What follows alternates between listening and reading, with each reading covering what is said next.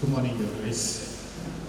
Thank you so much. I want to thank our Father, the primates, for this opportunity.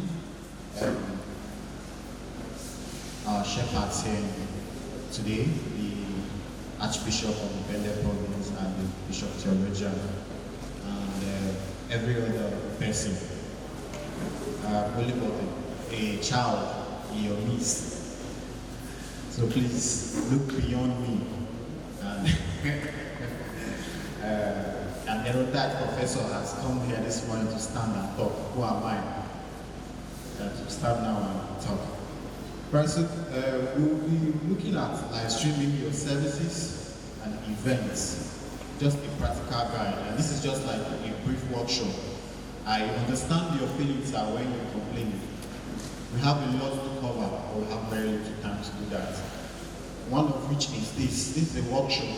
We're all supposed to bring out our gadgets and begin to practice this now. But I don't know how many of us have our gadgets here so that we can begin to do one or little practical. Yes, exactly. So please, if you have yours, bring it out so you can make one or two engagement with it. All right, so we're talking of live streaming your services and events. But before I start, I would like to say that at the end of this workshop, I would hope that we here, we were able to know the history and the origin of live streaming and the importance of live streaming.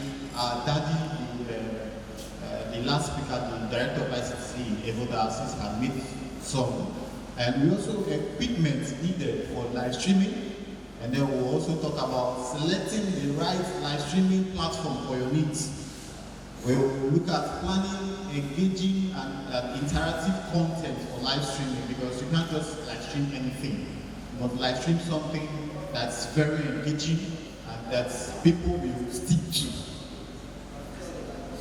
And then we'll talk about how to promote, just briefly, promote and engage your audience during your live streaming. Finally, we will address some technical challenges and optimizing audio and video quality. So quickly, I can't really describe or define live streaming in my own words. So I'll just use an already existing definition. Imagine you watching a video here right now that is not happening here. Probably you're in comfort of your sitting room and you're watching a live event or watching a football match that's played in England at the moment it's being played. That is a simple definition of live streaming. Having a first-hand view of an ongoing activity or event without being present at the location of that event.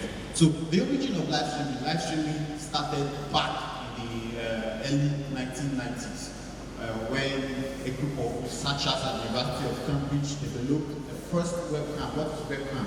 Webcam is this small camera, that small camera you see in front of your computer, or just an attached camera to a computer.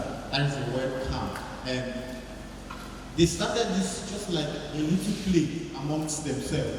Then it grew and became a groundbreaking technology that allows people to watch video all over the world.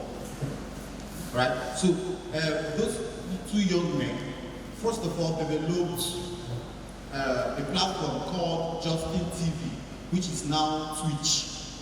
That is the very first live streaming platform that came into existence. Before the mid-2000s, we started saying YouTube, Facebook, Instagram, currently now Zoom, and so many others. So live streaming has become an integral part of our digital landscape. It has transformed the way we consume and interact with content, bringing people together from all around the world in real time. What do I mean by real time? Happening now. It's not a recorded and played, or you play back or watch back of an activity, but in real time, something happening right now and immediately. So, how has live streaming impacted religion? Daddy also made some comments. I'm just going to add a little. And I said, live streaming has had a profound impact on religion. It has provided an avenue for religious communities to connect and engage with their members. We saw a very unexpected activity or event in the late 2019 and early 2020, where COVID-19 turned everybody into a remote worker. Nobody could go anywhere. This live streaming helped a whole lot of churches. Our daddy made mention of Salvation Ministry and so many others. Churches, ministries like NSPPD came out as a result of COVID-19. Who knew NSPPD before? Nobody. But through live streaming, they were able to break bounds. They are all over the nations now, not just Nigeria. Worldwide, everybody knows them. So live streaming has a profound impact on religion. It has provided avenue for religious communities to connect and engage with their members, especially during the times where physical gathering may not be possible. Through live streaming, religious services, sermons and teachings can be broadcast to a wider audience. But that made mention of you posting something on your Facebook and you have 5,000 friends on Facebook. Please, I want to correct that it's not just only 5,000. I have 5,000, my friend has 5,000. If I post, 5,000 of my friends sees it, and 5,000 of my friends' friends sees it, and 5,000 of those my friends' sees it, and it just multiplies that way. So it's beyond just 5,000. All right. So next, I have. It has also allowed us for virtual prayer gathering, religious conferences, and spiritual events, fostering a sense of unity and connection amongst believers. Just like our daddy said, I just keep making reference to them because they are my fathers. They have said something that I must learn from what they have said. You can create a prayer link or a prayer channel for your family, even if they are not in the same house for you. Use live streaming or use all these live streaming platforms to do that. Alright? So live streaming has made religious content more accessible, enabling people to participate in religious activities from the comfort of their homes. It has truly transformed the way religion is practiced and shared in today's digital landscape. So just briefly, three importance of streaming in today's digital landscape. Number one, live streaming has become incredibly important in today's digital landscape. So you can't do without live streaming. Live streaming cannot be eradicated as it stands now. There is no plan to stop people from live streaming.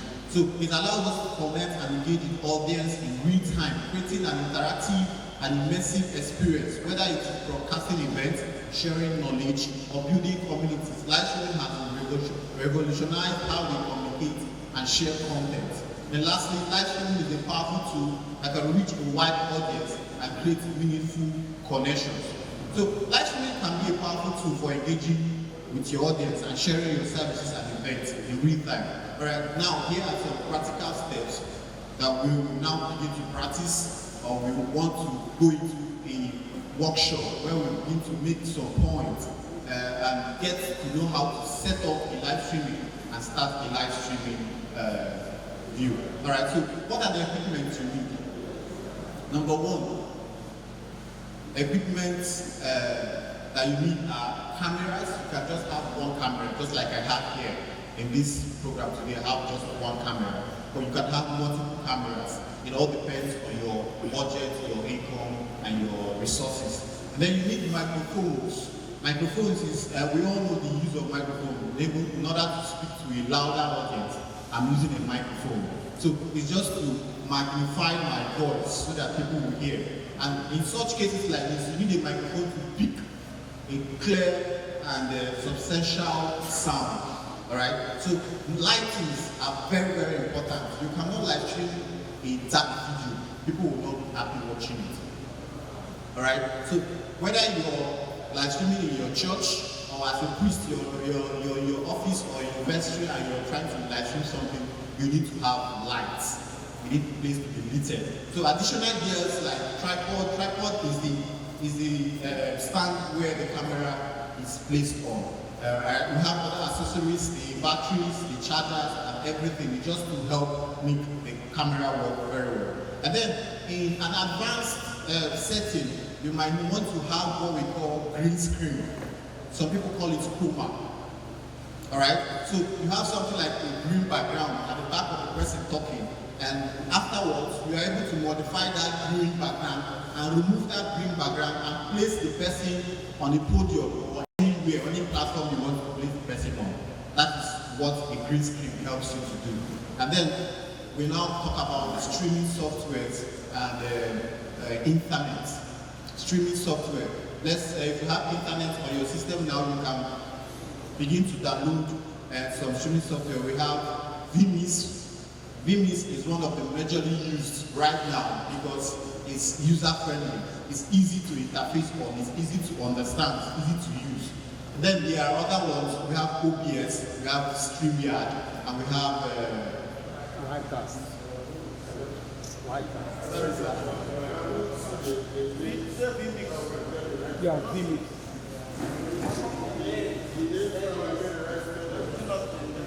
Alright, so the links where you can get it. If I don't want to give you a wrong link, just after this workshop, come to me, I'll give you the software. Alright? I would have shared the software on the platform before now so that you could just install on your various devices. But please, pardon me on that. I will personally give you the software to install on your systems. Alright, so I made this like, I thought I was going to have much time, but I just discovered I have less than desire. So I made this in a way that when we discuss one, we do it practical. But it looks like it's not going to be possible. We can still do it here. Sir? Alright, so the other slide shows the discussion. So I was going to discuss with you and show you how to set up a reliable and professional looking stream. I will have done that here. But please, pardon me, please. I am under authority. Please, sir. Please, sir. Alright, so the next one is platforms. When you have your setup done, you need to have a platform where you broadcast to. Alright? Like a preacher. This is your platform. Your pulpit is your platform where you stand to give out your sermon or your messages. Am I right? Yeah, so we will explore, and I picked 3 major platforms for us here, for us to explore on. The number 1 is YouTube. YouTube started in the early 2000s, alright? And currently, the statistics of YouTube shows that YouTube has 2.7 billion reach. 2.7 billion. So just like our Reverend Father said just a few months ago, that how can you imagine your lifetime preaching to 5,000 persons? But with YouTube, you can reach 2.7 billion people. Alright? So the next one is Facebook. Facebook also came around 2005, 2006, 2004, 5, 6, thereabout. And currently now, Facebook has 2.99 billion users. 2,999 million and some other figures currently.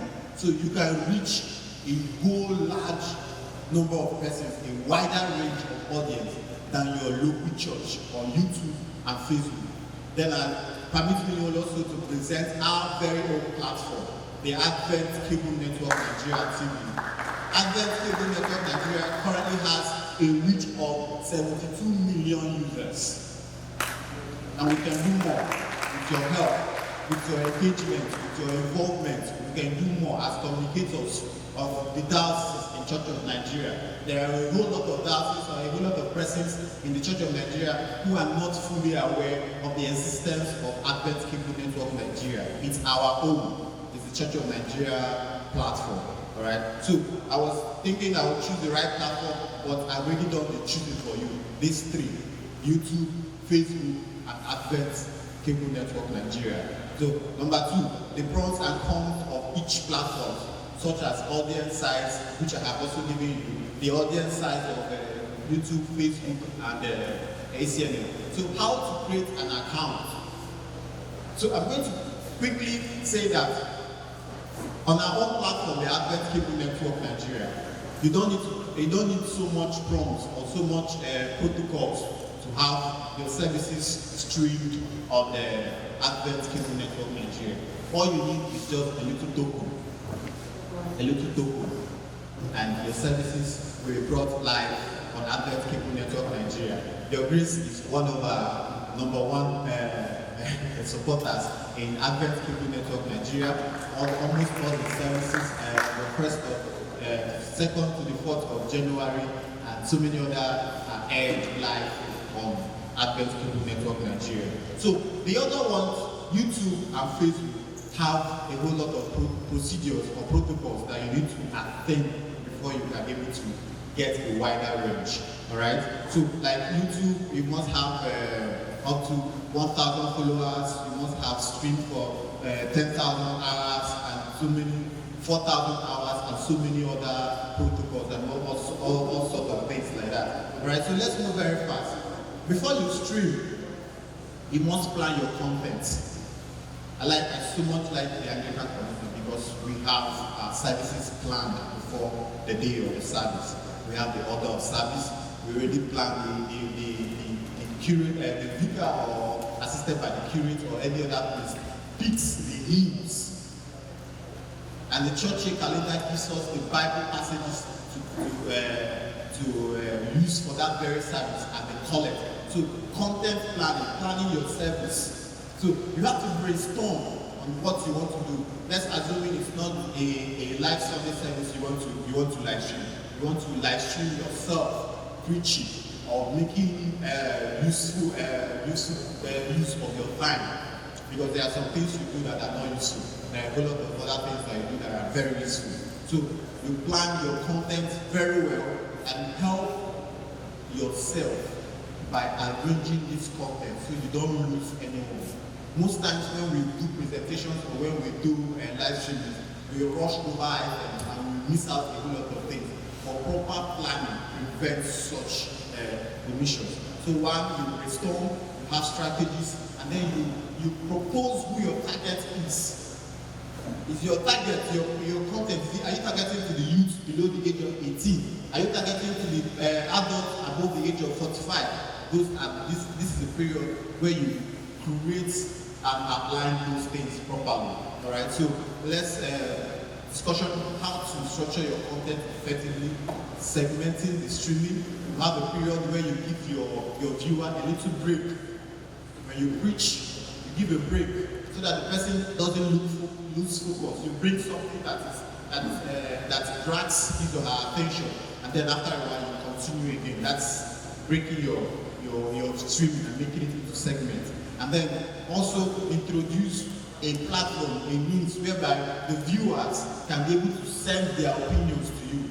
Poll, chats, let them make comments, let them send in their opinions. So that after watching your video, the person knows and learns a thing, but knows that he has a way of asking you further questions so that you might be able to elaborate on what you have made. Then for services, Sunday services, you have to structure how your services or your events will be to keep your viewers interested, to keep those who are following your online service interested. You must not make it too long.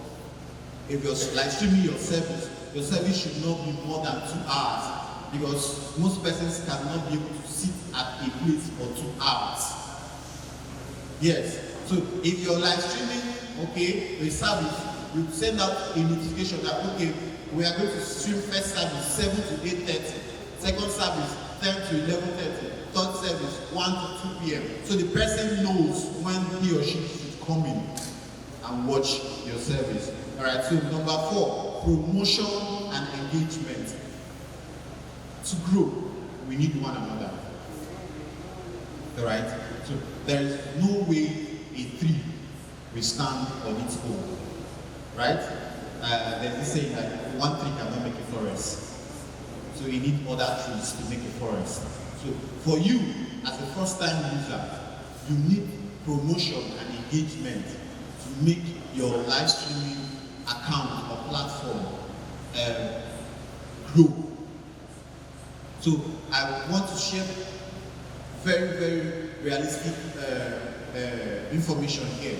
If I have a live streaming platform, my own personal live streaming platform, where I come and I preach to people of my age, and I don't share it, I don't promote it, I don't advertise it, nobody will see it.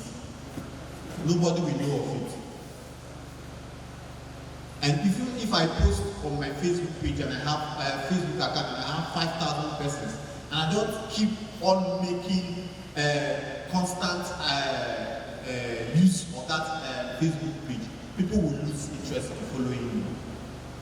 So, in order to promote and increase engagement on your account, please, you have to strategize and you have to know how to engage your audience. And you also have to promote your account. You can create adverts on ACNNTV, you can create adverts on other news platforms. You know, this very last line brings to mind that most of our churches, or all of our churches, before we do a major crusade or any activity, we'll print flyers, we'll print banners, and we'll do all those kind of little sensitization at our own level. So this is what we do also online. You make a public notice to your audience, to your proposed audience, so that they are aware of what you intend to do. And then during the live streaming, you share your live stream link. Sharing your live stream link is a way of promoting and increasing your engagement on your platform. Then afterwards, after the live stream has ended, you can create short clips of these videos or from your live stream and still post it back online. You understand? So when you post back those little short clips online, you also engage your viewers or your followers on your social media account. Alright, so let's discover the power that there's a power that we have that we can leverage on our own platform, which is the Advent People Network Nigeria. It's open to all Anglican, no restriction. Just be sure that you're the first to take the slot. If you're the first to take the slot, it's not like the other parts that when you pay and you take the slot and you don't pay, somebody now come with plenty money and can push you out. No, it's not done like that on our platform. It's first come, first serve. If you're first, you are there. But if you are not, you are still shaky about it and somebody else comes, you give it out. Then the power of social media is spreading the word, creating enticing teasers and collaborating with influencers for relevant communities. Just like I said earlier on, in order to grow, we need ourselves. Yes, we can't deny the fact that in the diocese, there are some churches that are very influential more than some other churches. So please, let's not begin to turn a blind eye to that. You have, like in the diocese, you have Archdeacon A. It's performing well than Archdeacon B. Don't be there and start looking for how to bring down Archdeacon A. Instead, take your content or take your activities to Archdeacon A and say, please help us promote, help us grow like you. So we grow together. There shouldn't be enmity, there shouldn't be any form of quarrel. Then the importance of engaging with viewers during streaming, answering questions and encouraging participants. It's very important. You should know that as a priest, if you're standing on the pulpit or you're standing on the lectern and you're making comments during the live streaming, know that you must identify or acknowledge who's viewing you online. You appreciate them. So thank you for those following us online. We pray for you. We acknowledge you. Keep giving them that feeling that you know that they are there, and you are also appreciating their presence online. And so please also encourage answering questions, because there are some times that we create content and people post or ask questions on those contents that we post online, and we just read it and ignore. No, please form a habit of always going back to your live streams or your various posts on Facebook and reading through the comments. If there are questions there, try to provide answers to those questions so that the person will feel satisfied and feel that yes, he belongs here, he or she belongs here. Alright, so finally, number five, technical consideration. There are always technicalities to everything. You cannot avoid it. You cannot jump it. You must observe it. So these address common technical issues and solutions, such as audio and video quality. When we talk about audio quality, we talk about the bit rate, we talk about the hertz of which it is streamed, and we talk about video quality, we talk about video codecs, we talk about MPEG, we talk about high definition video 264 and 265 and the rest of them. And then when also considering your live, when you also do your live stream, you need to consider your internet. Internet plays a good role in your live streaming.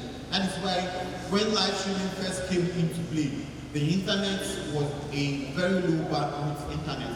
But now we have 5G, we have 4G. You know, when I've been saying this now, makes me remember the time when they wanted to introduce 5G. So people said it is a mark of the beast and all those things. No, it is not. This is technology evolving, growing over time. It's like you as a wife or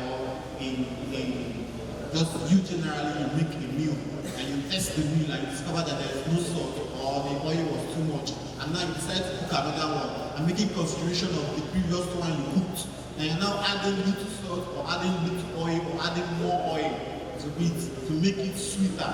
So this is the involvement of internet technology. 4G was fast, but 5G is faster than 4G.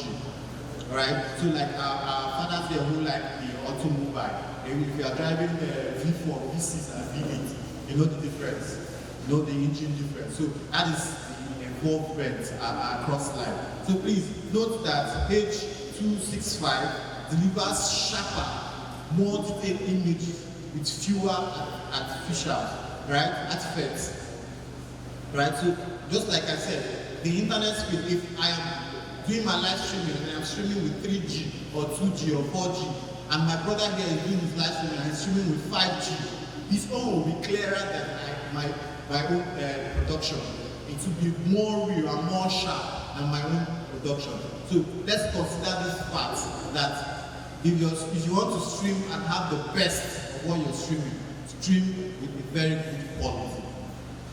So that somebody who is watching your service for the first time will come back.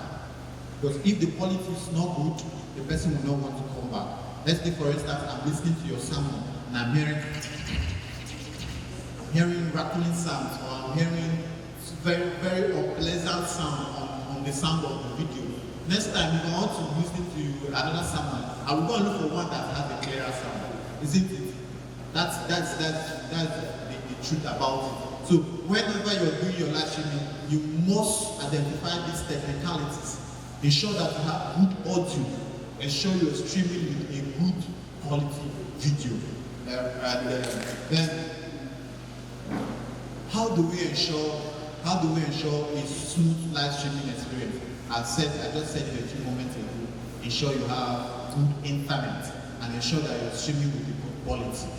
Stream with a good audio bit rate. I don't have a whole lot of time here, but I begin to break down the qualities of audio, the bit rates and the hertz involved. But please, there are other technical overviews, tips for optimizing audio and video quality.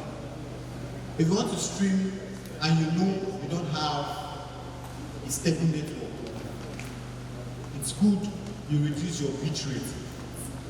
Alright? Reduce the bit rate at which you're streaming in. The bit rate is like, let's say I'm dropping water into a can. The bit rate is the speed at which I drop the water into the can. I can drop pim, pim, pim, or I can begin to drop pim, pim, pim, pim. So that's the bit rate, and those bit rate is calculated with the internet. It's the internet that helps you moderate that. So if you have an internet that has a very high bandwidth, like 5G internet, you can increase your bit rate.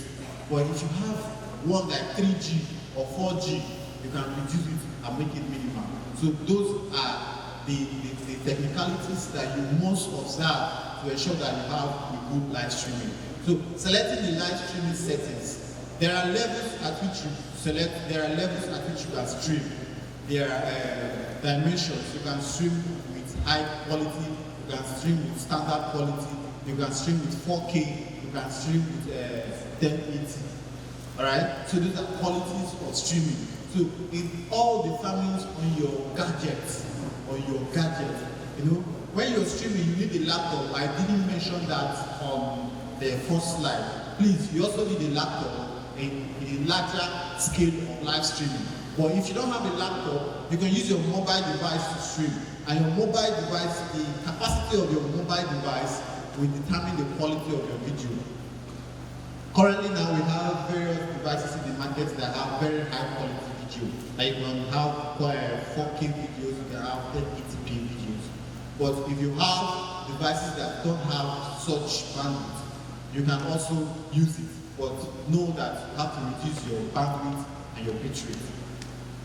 So the importance of stable internet connection. Let's take for instance, I'm watching a video now online, and where let's say for instance, there's a program going on, and Professor Saju is talking, he's preaching and he's speaking to the crowd, and all of a sudden, video stops